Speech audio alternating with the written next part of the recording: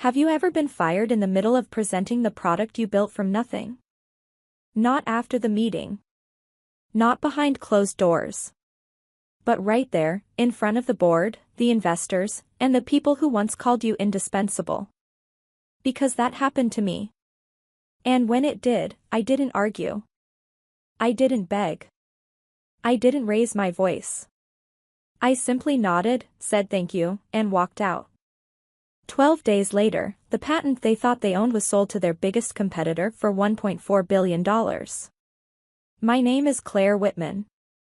I am 38 years old, and 5 minutes before this story begins, I was the Chief Innovation Officer of a tech company that no longer exists in the way it used to.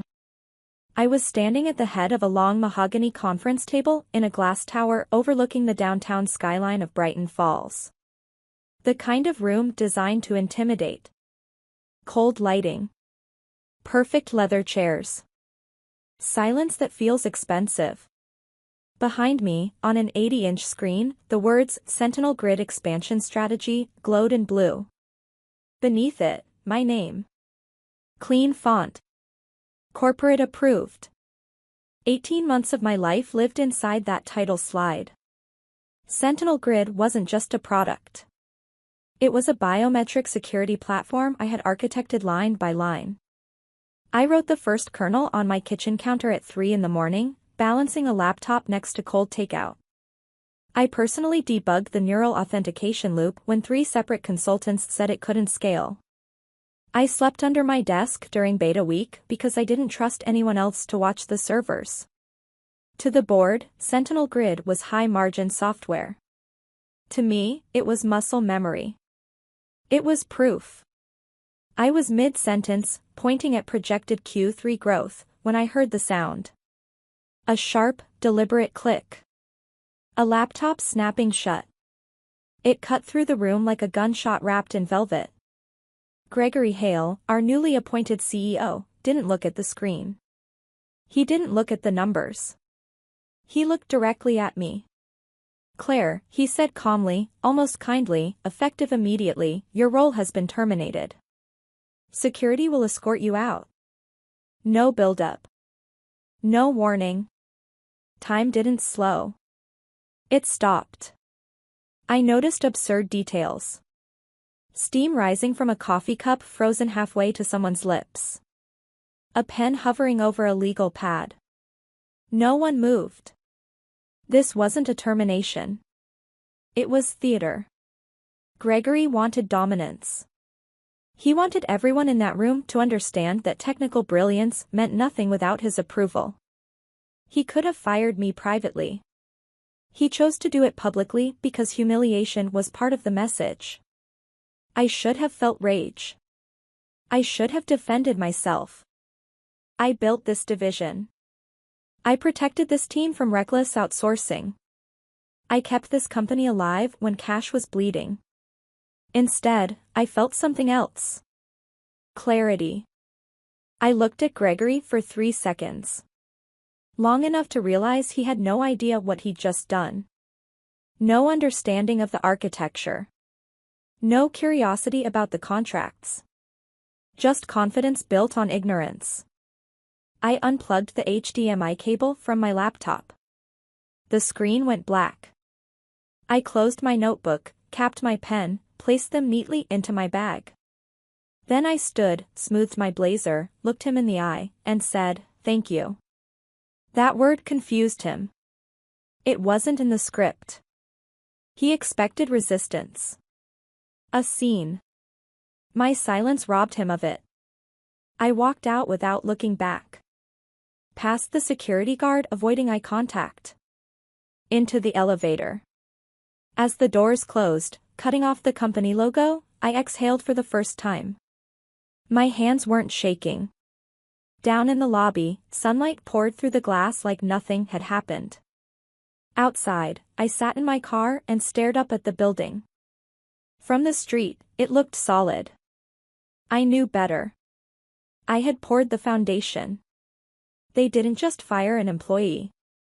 They removed the only person who knew which walls were load-bearing.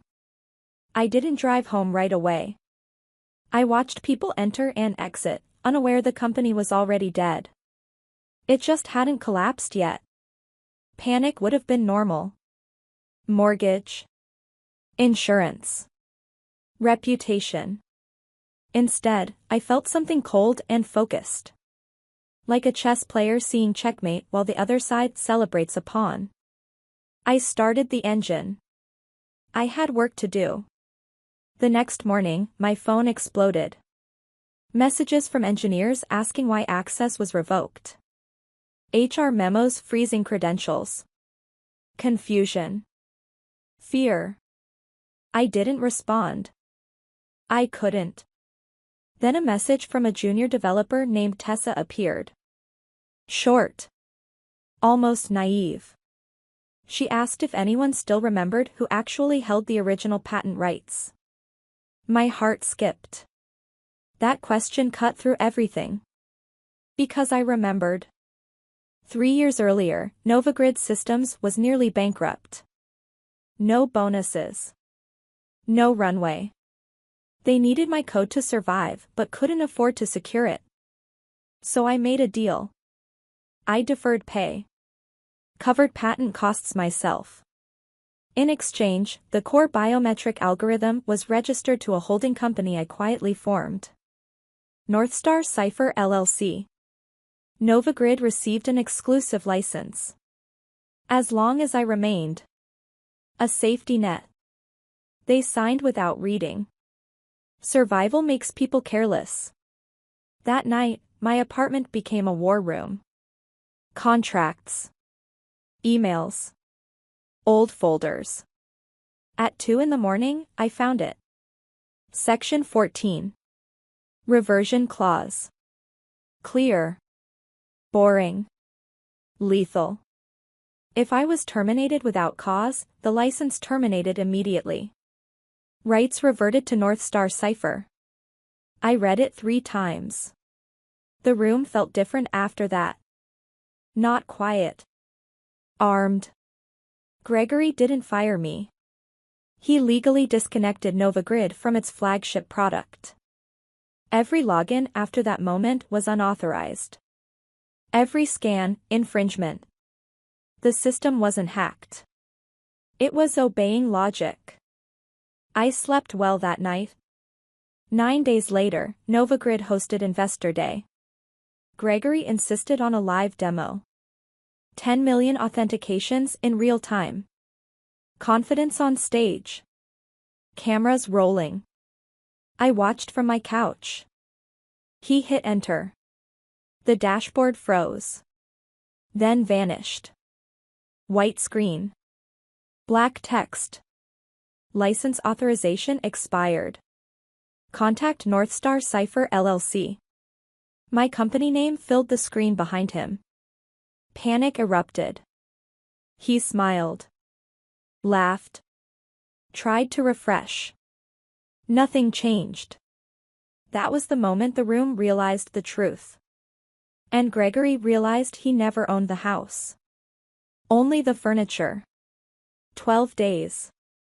That was the full lifespan of Gregory Hale's reign. 12 days from the moment he cut me off mid-sentence to the moment his entire company collapsed under the weight of a signature he never bothered to read. When Part 1 ended, Novagrid Systems was still standing, technically alive, but internally hemorrhaging. The demo disaster had gone viral. Investors were panicking. Engineers were scrambling.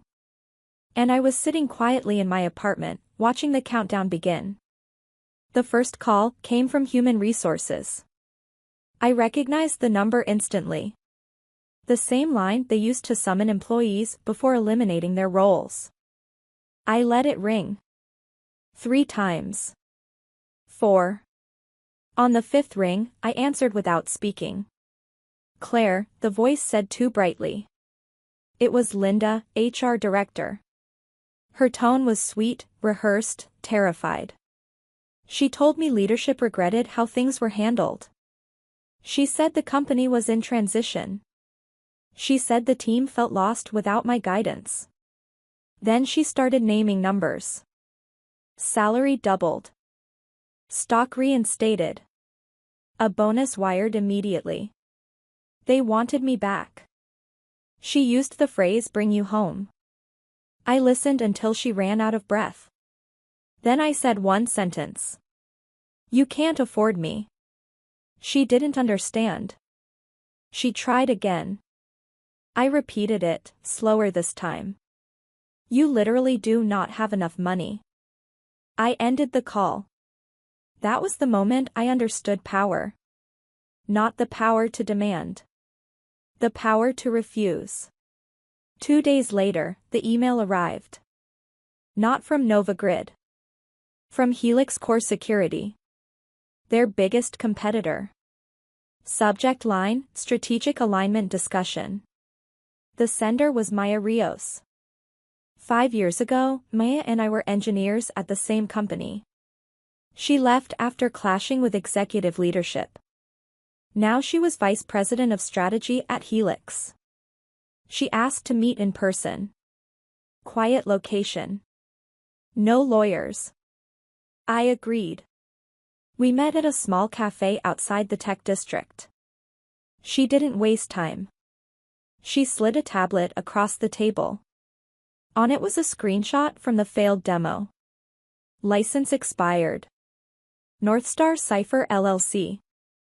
Then corporate filings. Then my contract.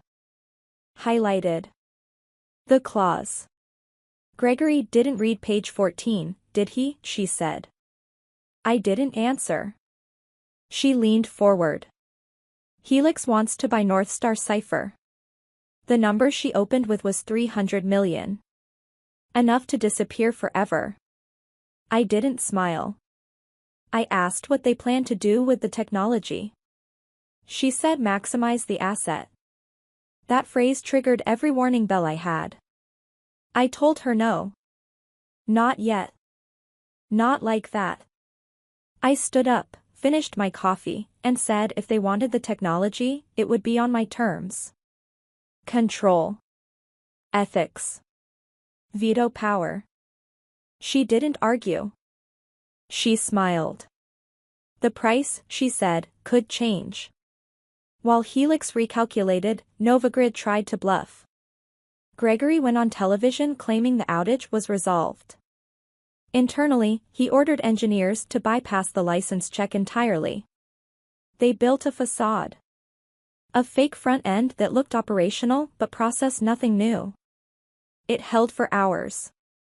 Long enough for him to smile on camera. Then came peak traffic. 9:17 a.m. The load crushed the facade. The system tried to fail over to the core. The core checked the license. There wasn't one. This time the error appeared everywhere. Banks. Contractors. Government portals. License expired. Northstar Cipher retains core IP. The stock imploded. Trading halted. The board panicked. That afternoon, the chairman called me. I didn't answer. The next call came with an assistant begging. I agreed to one meeting. In person. At headquarters. When I walked into the building, no one looked away. They watched me like I was oxygen. Gregory was waiting outside the boardroom. He looked hollow. His confidence gone. He whispered that we didn't need lawyers. That we could fix this quietly. I told him I wasn't there to fix anything. I was there to explain reality. Inside the boardroom, I didn't sit. I laid the contracts on the table. Explained the structure. The holding company. The clause. Gregory tried to interrupt. I asked the general counsel to confirm validity. He did. Silence followed. The chairman asked what I wanted. I told him I wasn't reopening the license. I was selling the patent. Novagrid could bid if they wanted. They couldn't afford it. Gregory finally understood. He had fired the landlord. 2 days later, Novagrid filed for an injunction. Accused me of theft. Breach of duty. Fraud. I welcomed it. In court, their lawyer shouted. Mine showed emails. Minutes. Gregory's own words dismissing legal structure as paperwork. The judge asked him if he read the clause. He didn't answer. She ruled the contract valid. Injunction denied. I walked out without celebrating. That same afternoon, I sat in a glass conference room at Helix Corp headquarters. The offer was final. $1.4 billion. All cash. Full transfer. I crossed out sections. Added conditions. Ethical restrictions. Oversight. A kill switch if they violated terms. Maya hesitated.